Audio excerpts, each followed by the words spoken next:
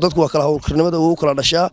haddii uu wasiirkii hore ka firfircoonaa wasiirka waxa loo leeyahay wasiirka halala kiciyo hawsha wasiirkan cusub laakiin wuu yar daahay runtii oo Cali Marreexaan kama muuqato firfircooni wadooyinkaba taayada kaliya ma gobolkaba waana u sheegnay markuu noogu yimi wasiirkii Cali Marreexaan halkan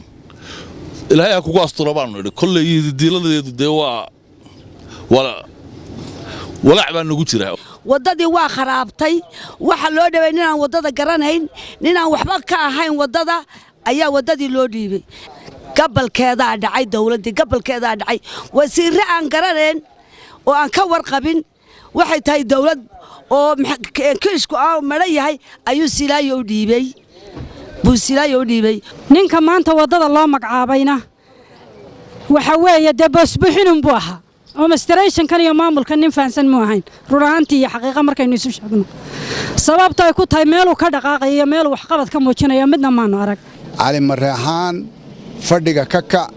hargeysaha fadhiisan oo xaggaas uu iska joogin wadada soo dhaxgal